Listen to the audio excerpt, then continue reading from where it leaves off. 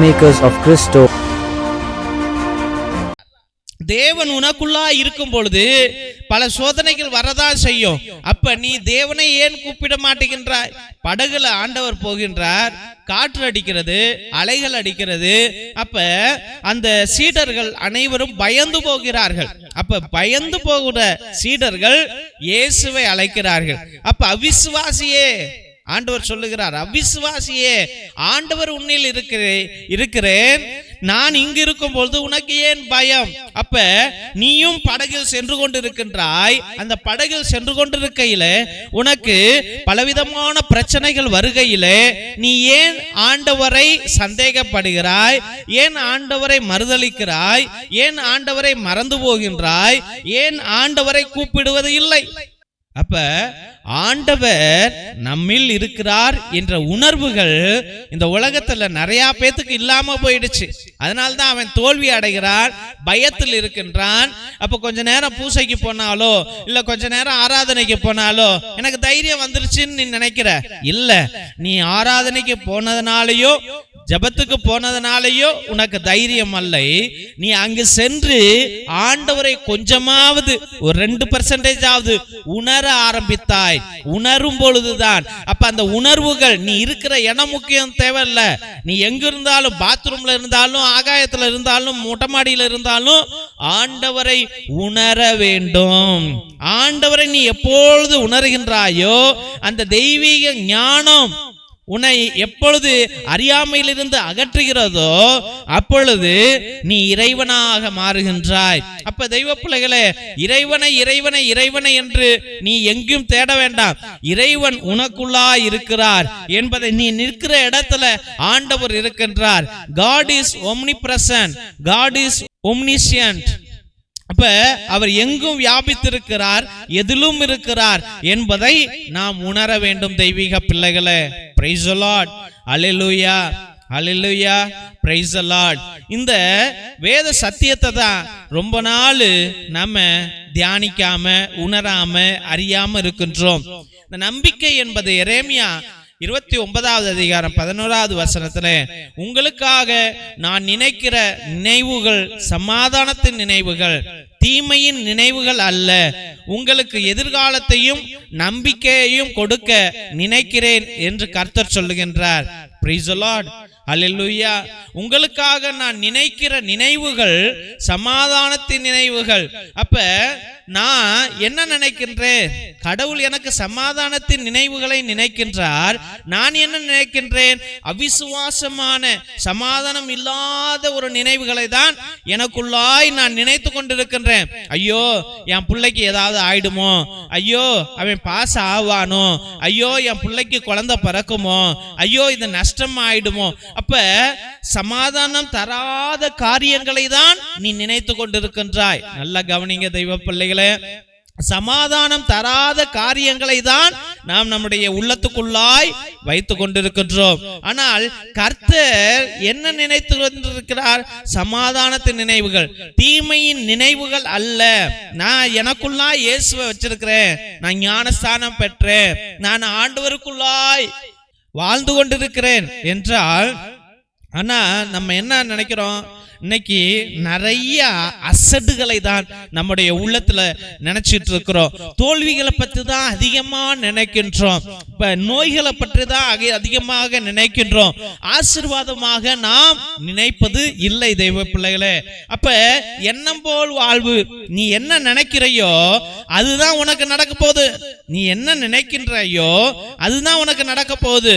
அப்ப நீ சமாதானத்தை பற்றி நினைக்கும் பொழுது சமாதானம் தான் உனக்கு வாழ்வாக மாறும். நீ தீமையை பற்றி நினைக்கும் போது தீமைதான் உனக்கு வாழ்வாக மாறும். அப்ப அழிந்து போகிற ஆத்துமாக்கள் எத்தனையோ பேர். அப்ப தேவன் எதற்காக இந்த உலகத்திற்கு வந்தார்? சமாதானத்தை கொடுப்பதற்காக, நம்முடைய வாழ்வை மாற்றுவதற்காக. நீ வெறும் மனிதன் அல்லடா, நீ இறைவன். நீ நல்லா கவனிங்க, நீ மனிதன் அல்லடா, நீ இறைவன், இறைவனுடைய படைப்பு. I am the Lord who created you. I am the Lord for Abraham, Jacob, Joseph. எல்லா தலைமுறையினருக்கும் நானே இறைவன், எல்லா தலைமுறையினரும் என்னை போற்றுவதாக. தெய்வ பிள்ளைகளே, உணரணும். என்ன உணரணும்?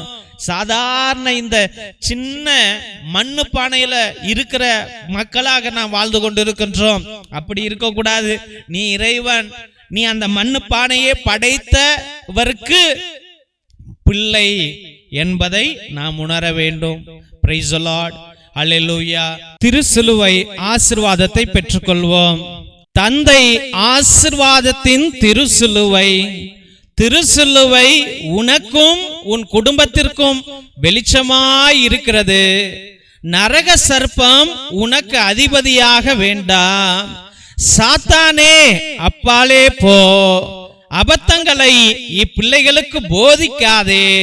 நீ கொடுப்பது தீது, நீயே அந்த நஞ்சை உட்கொள். நற்கருணை ஆசீர்வாதத்தை பெற்றுக்கொள்வோம். எல்லாம் அல்ல இறைவன், தந்தை, மகன், தூய ஆவியார் உங்கள் அனைவரையும் ஆசீர்வதித்து வழி நடத்தி காத்தருள்வாராக. ஆமென், ஆமென், ஆமென். இயேசுவில் அன்பார்ந்த சகோதர சகோதரிகளே, முதலாக உங்கள் அனைவருக்கும் எங்களுடைய மனமார்ந்த நன்றிகள். எத்தனையோ பேர் உங்களுடைய முயற்சியின் நிமித்தம் உங்க வீட்டில் இருக்கின்ற நல்ல துணிகள், பத்தாத துணிகள், பயன்படுத்தாத துணிகள் மற்றுமாக நோட்டு, புஸ்தகம், பேனா, பேப்பர், பென்சில் என்றும் சோலார் லைட் என்றும் எங்களுடைய சபைக்கு, ஏழை பிள்ளைகளுக்கு, ஏழை குடும்பங்களுக்கு நீங்கள் உதவி கொண்டே வருகிறீர்கள். உங்களுடைய நல்ல உள்ளத்திற்காக என்னுடைய மனமார்ந்த நன்றிகளை தெரிவித்துக் கொள்கின்றோம். நீங்கள் கொடுத்த ஒவ்வொரு பொருளையும் எங்களுடைய பிஷப் தலைமையிலும் எங்களுடைய சபை தலைவர் தலைமையிலும் அது அனுதினமும் பகிர்ந்தளிக்கப்படுகிறது என்பதை அன்போடு தெரிவித்துக் கொள்கின்றோம். அதனுடைய போட்டோ தான் நீங்க எல்லாரும் இப்ப பார்த்துட்டு இருக்கிறீங்க. அதனால உங்களுடைய நல்ல உள்ளத்திற்கு எங்களுடைய மனமார்ந்த நன்றிகளை தெரிவித்துக் கொள்கின்றோம். மற்றுமாக உங்களால் முடிந்த அளவுக்கு உங்களுடைய உற்ற உறவினரிடம் சொல்லி கூட இந்த பழைய துணி, பத்தாத துணி, பயன்படுத்தாத துணிகளையும் மற்றுமாக ஏதாவது நோட்டு, பேனா, புஸ்தகங்களை கூட நீங்கள் தொடர்ந்து அனுப்பும்படியாக அன்போடு வேண்டுகின்றோம். மற்றுமாக தெய்வ பிள்ளைகளே, ஒவ்வொரு நாளும் மதியம் 3 மணியிலிருந்து 5 மணி வரைக்கும் ஃபாதர் டேவிட், அதாவது நான், உங்களுக்காக அனுதினமும் நேர்த்தி திருப்பலி, பரிகார திருப்பலியை அர்ப்பணித்துக் கொண்டிருக்கிறோம். கிரகோரியன் மாசை அர்ப்பணித்துக் கொண்டிருக்கின்றோம். உங்களுடைய கருத்துக்கள் நிறைவேறாமல் இருந்தால் நேர்த்தி திருப்பலி அர்ப்பணிங்கள். 3 திருப்பலி, 5 திருப்பலி, 7 திருப்பலி, 9 திருப்பலி, 12 திருப்பலி, 21 திருப்பலி, 33 திருப்பலி என்று நீங்கள் அர்ப்பணிக்கலாம். மற்றுமாக ஆத்ம இளைப்பாறுதலுக்காக உங்கள் குடும்பத்தில் யாராவது மரித்திருந்தால் கிரகோரியன் மாசை நீங்கள் அர்ப்பணிங்கள். எங்கள் சபையிலே குருக்கள் இருக்கிறார்கள். ஒருவேளை உங்களுக்கு அர்ப்பணிக்க வேண்டும் என்று நினைத்தால் 30 நாட்கள் உங்களுக்காக கிரகோரியன் மாஸ் ஒரே குருவானவர் ஜெபிப்பார், திருப்பலியை அர்ப்பணிப்பார். அதனால் நீங்கள் உங்களுடைய திருப்பலி கருத்துக்களை தயவு செய்து அனுப்பும்படியாக அன்போடு வேண்டுகின்றோம். மற்றுமாக மிரக்கல் ஆயில் எத்தனையோ நோய்களை, வலிகளை அகற்றுகின்றது. இது ஆஸ்மாவிற்கு, நெஞ்சு வலிக்கு, வயிற்று வலிக்கு, முழங்கால் வலிக்கு, தலைவலிக்கு அனைத்திற்கும் பயன்படும். இதையும் நீங்கள் வாங்கி பயன்படுத்தும்படியாக, எல்லா நோய்களையும் சுகமாக்கும் வல்லமையுடையது. இதை நீங்கள் வாங்கி பயன்படுத்தும்படியாக அன்போடு வேண்டுகின்றோம். இரத்தத்தின் விடுதலை ஜப புத்தகம், இது ஆதி காலத்தில் நம்முடைய மூதாதையர்கள் செபஸ்தியா தகடு, அந்தோனியா தகடு எழுதுவதற்காக பயன்படுத்திய கட்டு ஜபங்கள் உடையவை. இது எங்கேயும் கிடைக்காது. தெய்வ பிள்ளைகளே, இதையும் நீங்கள் வாங்கி பயன்படுத்துங்கள். செய்வினைகளை அகற்ற, கட்டுகளை உடைக்க, குடும்பம் வளர்ச்சி அடைவதற்கு, குடும்பம் சுகம் அடைய இதை நீங்கள் வாங்கி பயன்படுத்தும்படியாக அன்போடு வேண்டுகின்றோம். மற்றுமாக தெய்வ பிள்ளைகளே, ஒவ்வொரு நாளும் இந்த ஜப வழிபாட்டில் ஈடுபடுவதற்காக நன்றி. உங்களுடைய கருத்துக்களை அனுப்புவதற்காக நன்றி. இந்த சேனல் கடவுளுடைய சேனல். உங்களுக்காக ஒரே நேரத்தில் எல்லா ஜபங்களையும் அர்ப்பணித்து பெயர்களை சொல்லி சொல்லி அர்ப்பணிக்கின்றோம். தயவுசெய்து உங்களுடைய கருத்துக்களை அனுப்புங்கள்.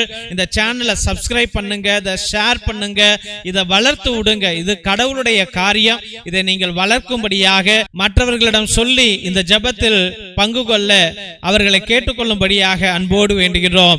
Praise the Lord. God bless you all.